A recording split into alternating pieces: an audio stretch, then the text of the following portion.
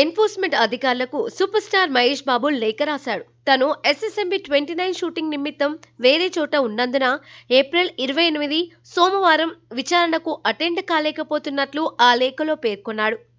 విచారణకు మరో తేదీని కేటాయించాలని ఎన్ఫోర్స్మెంట్ అధికారులను మహేష్ బాబు రిక్వెస్ట్ చేశాడు.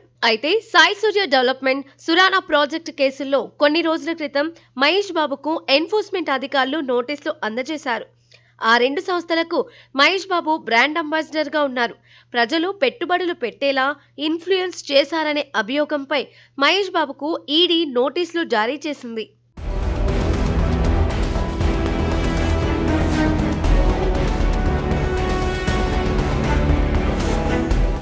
కొన్ని రోజుల క్రితం హైదరాబాద్లోని సాయి సూర్య డెవలపర్ సంస్థలో ఎన్ఫోర్స్మెంట్ అధికారులు సోదాలు నిర్వహించారు.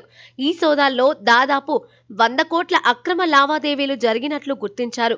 మరోవైపు ఒక ప్లాట్ను 10 మందికి సాయి సూర్య డెవలపర్ సంస్థ వారు అమ్మారని, అలా కస్టమర్ల దగ్గర నుంచి సుమారుగా 100 కోట్ల వరకు అక్రమంగా వసూలు చేసినట్లు అధికారులు తెలిపారు.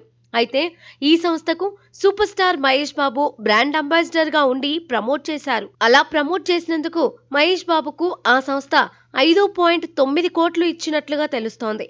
దీంతో మహేష్ బాబును కూడా విచారణకు రావాలంటూ ఎన్ఫోర్స్మెంట్ అధికారులు ఆదేశించారు.